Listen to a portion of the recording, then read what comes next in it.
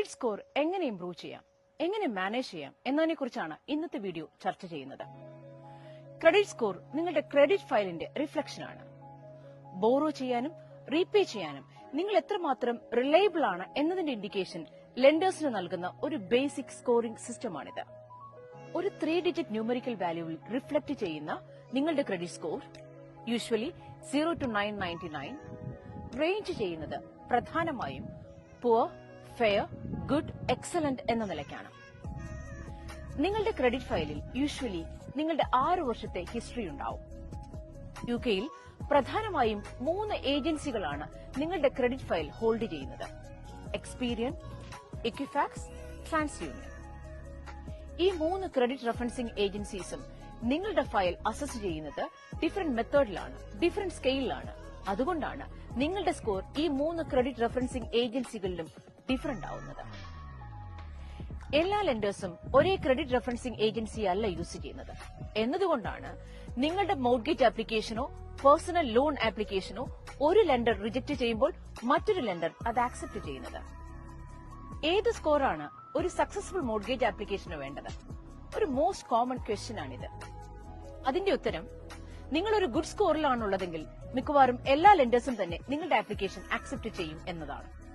എന്നാൽ നിങ്ങൾ അറിഞ്ഞിരിക്കേണ്ട മറ്റൊരു കാര്യം കൂടെയുണ്ട്. നിങ്ങളുടെ മോർഗേജ് ആപ്ലിക്കേഷൻ ഇനീഷ്യേറ്റ് ചെയ്യുമ്പോൾ തന്നെ ക്രെഡിറ്റ് റെഫറൻസിംഗ് ഏജൻസീസ് നൽകുന്ന ഡേറ്റയുടെ ബേസിസിൽ എല്ലാ മോർഗേജ് ലെൻഡേഴ്സും നിങ്ങൾക്കായി ഒരു ഇന്റേണൽ സ്കോർ കാർഡ് റേസ് ചെയ്തിട്ടുണ്ടാവും. ആ സ്കോർ കാർഡിന്റെ ബേസിസിലാണ് ആക്ച്വലി നിങ്ങളുടെ ആപ്ലിക്കേഷൻ അസസ് ചെയ്യപ്പെടുന്നത്. ക്രെഡിറ്റ് സ്കോർ എങ്ങനെ ഇംപ്രൂവ് ചെയ്യാം എന്ന് നോക്കാം. സ്കോർ ഇംപ്രൂവ് ചെയ്യുന്നതിന് ഏറ്റവും ഇമ്മീഡിയറ്റ് ആയി റിസൾട്ട് കിട്ടുന്ന ഒരു ഈസിയസ്റ്റ് മെത്തേഡ് എന്നൊന്നില്ല. എന്നാൽ ചില കാര്യങ്ങൾ നിങ്ങൾ ശ്രദ്ധിച്ചാൽ ഗ്രാജുവലി നിങ്ങളുടെ സ്കോർ നിങ്ങൾക്ക് ഇംപ്രൂവ് ചെയ്യാം. അതിൽ ആദ്യത്തേത്, ഇലക്ടറൽ റോളിൽ നിങ്ങളുടെ പേര് രജിസ്റ്റർ ചെയ്തിട്ടുണ്ടോ എന്ന് പരിശോധിക്കലാണ്.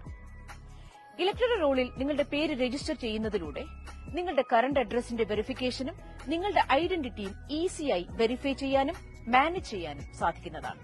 ഇതുവരെ നിങ്ങൾ ഇലക്ടറൽ റോളിൽ പേര് രജിസ്റ്റർ ചെയ്തിട്ടില്ലെങ്കിൽ പേടിക്കണ്ട, ഞങ്ങൾക്ക് നിങ്ങളെ ഹെൽപ്പ് ചെയ്യാൻ കഴിയും. ഇലക്ടറൽ റോളിൽ രജിസ്റ്റർ ചെയ്യുന്നതിനുള്ള ലിങ്ക് ഈ വീഡിയോയുടെ ഡിസ്ക്രിപ്ഷൻ ബോക്സിൽ കൊടുത്തിട്ടുണ്ട്. ആ ലിങ്ക് ക്ലിക്ക് ചെയ്ത് മിനിമം ഡീറ്റെയിൽസ് കൊടുത്താൽ തന്നെ നിങ്ങളുടെ പേര് ഇലക്ടറൽ റോളിൽ രജിസ്റ്റർ ചെയ്യാൻ സാധിക്കുന്നതാണ്. ഇൻ കേസ് നിങ്ങൾക്കതിന് കഴിഞ്ഞില്ലെങ്കിൽ ഞങ്ങളുടെ ഡെഡിക്കേറ്റഡ് ആയ മോർഗേജ് സപ്പോർട്ട് ടീം നിങ്ങളെ ഹെൽപ്പ് ചെയ്യുന്നതാണ്. രണ്ടാമത്തെ വഴി നിങ്ങളുടെ ബിൽസ് ഓൺ ടൈം പേ ചെയ്യുക എന്നതാണ്. ബിൽസ് എന്നതുകൊണ്ട് ഉദ്ദേശിക്കുന്നത് നിങ്ങളുടെ energy bills, council tax bill, mobile phone bill എന്നിവയൊക്കെയാണ്. ബിൽ ഓൺ ടൈം പേ ചെയ്യാൻ ഒരു എളുപ്പമാർഗം പറഞ്ഞുതരാം. നിങ്ങളുടെ സാലറി ഡേറ്റ് കഴിഞ്ഞ് 5 to 7 വർക്കിംഗ് ഡേയ്സിൽ കളക്ട് ചെയ്യാൻ പാകത്തിൽ ഈ ബിൽസിന്റെ പേയ്മെന്റിന് ഒരു ഡയറക്ട് ഡെബിറ്റ് സെറ്റ് ചെയ്യുക എന്നതാണ്. ഇതിലൂടെ മിസ് പേയ്മെന്റ്സ് ഒന്നുമില്ലാതെ എല്ലാ ബില്ലും പ്രോപ്പറായി പേ ചെയ്തു എന്നുള്ളത് നമുക്ക് ഉറപ്പുവരുത്താൻ കഴിയുന്നതാണ്. നിങ്ങളുടെ ക്രെഡിറ്റ് ആപ്ലിക്കേഷൻസ് കൺസിസ്റ്റന്റ് ആവുക എന്നതാണ് അടുത്ത മെത്തേഡ്. അതിനർത്ഥം എല്ലാ ക്രെഡിറ്റ് ആപ്ലിക്കേഷൻസിലും നിങ്ങൾ കൊടുക്കുന്ന നിങ്ങളുടെ ഡേറ്റ ഒരുപോലെ ആയിരിക്കണം. നിങ്ങളുടെ പേഴ്സണൽ ഡീറ്റെയിൽസ്, നിങ്ങളുടെ അഡ്രസ് ഹിസ്റ്ററി എല്ലാം തന്നെ ഒരുപോലെ മെയിൻറ്റെയിൻ ചെയ്യണം എന്നർത്ഥം. നിങ്ങൾ ഓൾറെഡി ഒരു ക്രെഡിറ്റ് കാർഡോ പേഴ്സണൽ ലോണോ അവൈൽ ചെയ്തിട്ടുണ്ടെങ്കിൽ നിങ്ങൾക്ക് ക്രെഡിറ്റ് ആവശ്യമുള്ളിടത്തോളം കാലം അതേ ലെൻഡറിന്റെ കൂടെ തന്നെ മാക്സിമം കണ്ടിന്യൂ ചെയ്യാൻ ട്രൈ ചെയ്യുക. ഇത് നിങ്ങളുടെ ക്രെഡിറ്റ് ഫയലിൽ നിങ്ങളുടെ ക്രെഡിബിലിറ്റിയും ലോഞ്ചിബിലിറ്റിയും പ്രൂവ് ചെയ്യാൻ നിങ്ങളെ സഹായിക്കും. നിങ്ങളുടെ സ്കോർ ഇംപ്രൂവ് ചെയ്യാൻ നിങ്ങൾ ആഗ്രഹിക്കുന്നുണ്ടെങ്കിൽ പ്രധാനമായും നിങ്ങൾക്ക് ചെയ്യാൻ കഴിയുന്ന ഒരു കാര്യം ഒരു ക്രെഡിറ്റ് കാർഡ് യൂസ് ചെയ്യുക എന്നതാണ്. എനിക്കറിയാം, ഒരു ക്രെഡിറ്റ് കാർഡ് യൂസ് ചെയ്യാൻ ആവശ്യപ്പെടുമ്പോൾ മിക്കവാറും എല്ലാ ക്ലയന്റ്സും ഹെസിറ്റന്റ് ആവാറുണ്ട്. അതിന് കാരണം ഒരു ലയബിലിറ്റി എടുത്തുവെക്കാൻ അവർക്ക് താല്പര്യമില്ല എന്നത് തന്നെയാണ്. പക്ഷേ നിങ്ങളൊരു മോർഗേജ് ആപ്ലിക്കേഷനോ ക്രെഡിറ്റ് ആപ്ലിക്കേഷനോ പ്രോസസ് ചെയ്യുമ്പോൾ ഒരു ലെൻഡർ എന്തായിരിക്കും നിങ്ങളുടെ ക്രെഡിറ്റ് ഫയലിൽ കാണാൻ ആഗ്രഹിക്കുന്നത്? നിങ്ങൾ നേരത്തെ ഒരു ക്രെഡിറ്റ് അവൈൽ ചെയ്തിട്ടുണ്ടെന്നും അതിന്റെ റീപേയ്മെന്റ് റെഗുലറായി റെസ്പോൺസിബിളായി ചെയ്തു എന്നതുമല്ലേ? അതുകൊണ്ടാണ് ഒരു ക്രെഡിറ്റ് കാർഡ് യൂസ് ചെയ്യുന്നത് നിങ്ങളുടെ ക്രെഡിറ്റ് സ്കോർ ഇംപ്രൂവ് ചെയ്യാൻ നിങ്ങളെ ഏറെ സഹായിക്കും എന്ന് പറയുന്നത്. ഒരു ഗുഡ് ക്രെഡിറ്റ് സ്കോർ മെയിൻറ്റെയിൻ ചെയ്യാൻ ലോ ക്രെഡിറ്റ് യൂട്ടിലൈസേഷൻ നിങ്ങളെ സഹായിക്കും. നിങ്ങൾക്ക് അവൈലബിൾ ആകുന്ന ക്രെഡിറ്റിന്റെ മാക്സിമം 20 to 30% നിങ്ങൾ യൂസ് ചെയ്യുന്നുള്ളൂ എന്ന് ഉറപ്പുവരുത്തുക. ഇൻ കേസ് നിങ്ങൾക്ക് കൂടുതൽ ഫണ്ട് ആക്സസ് ചെയ്യേണ്ടതുണ്ടെങ്കിൽ നിങ്ങളുടെ ക്രെഡിറ്റ് ലിമിറ്റ് ഇൻക്രീസ് ചെയ്ത് നിങ്ങളുടെ യൂട്ടിലൈസേഷൻ മിനിമം 20 to 30% നിലനിർത്തുന്നു എന്നുള്ളത് ശ്രദ്ധിക്കുക.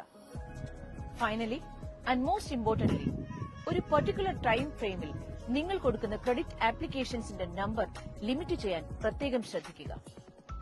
ഇതിനോടൊപ്പം പറയട്ടെ, ആപ്ലിക്കേഷൻസ് എന്നതുകൊണ്ട് ഉദ്ദേശിക്കുന്നത് ഒരു മോർഗേജ് ആപ്ലിക്കേഷന് മുന്നോടിയായി നമ്മൾ എടുക്കുന്ന ഡിസിഷൻ ഇൻ പ്രിൻസിപ്പിളോ എഗ്രിമെന്റ് ഇൻ പ്രിൻസിപ്പിളോ അല്ല. സാധാരണഗതിയിൽ ഓൾമോസ്റ്റ് എല്ലാ ലെൻഡേഴ്സും തന്നെ മോർഗേജ് ആപ്ലിക്കേഷൻസിന് മുന്നോടിയായി എടുക്കുന്ന ഡിസിഷൻ ഇൻ പ്രിൻസിപ്പിളിനോ എഗ്രിമെന്റ് ഇൻ പ്രിൻസിപ്പിളോ കണ്ടക്ട് ചെയ്യുന്നത് ഒരു സോഫ്റ്റ് ചെക്ക് ആയിരിക്കും. പ്രത്യേകം ശ്രദ്ധിക്കുക, എല്ലാ ലെൻഡേഴ്സും അങ്ങനെയല്ല.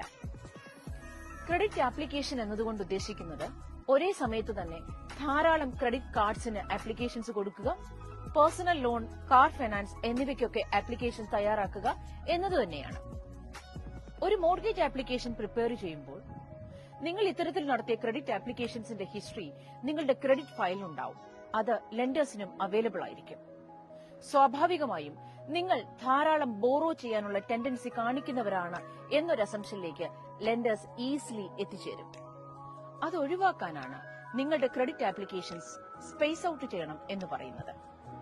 നല്ലൊരു ക്രെഡിറ്റ് സ്കോർ ഉണ്ടാവാൻ, നല്ലൊരു സ്കോർ മെയിൻറ്റെയിൻ ചെയ്യാൻ ഇനിയും ധാരാളം മെത്തേഡ്സ് ഉണ്ട്. ഫ്യൂച്ചറിൽ നിങ്ങൾക്ക് എത്രമാത്രം ക്രെഡിറ്റ് വേണമെന്നുള്ളത് എനിക്കോ നിങ്ങൾക്കോ ഇന്ന് പ്രെഡിക്റ്റ് ചെയ്യാൻ കഴിയില്ല.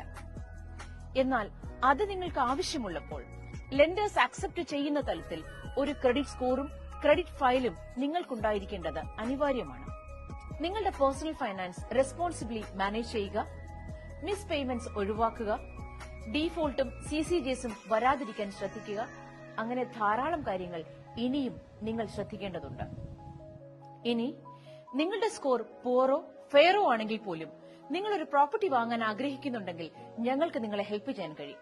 അതിനർത്ഥം ആ സ്കോർ കൺസിഡർ ചെയ്യുന്ന ലെൻഡേഴ്സും ഇപ്പോൾ അവൈലബിൾ ആണ് എന്ന് തന്നെയാണ്. Subject to lenders criteria and your affordability. നിങ്ങൾ ചെയ്യേണ്ടത് ഇത്രമാത്രം: ഞങ്ങളെ വിളിക്കുക. വിളിക്കേണ്ട നമ്പർ 0247 601 6551.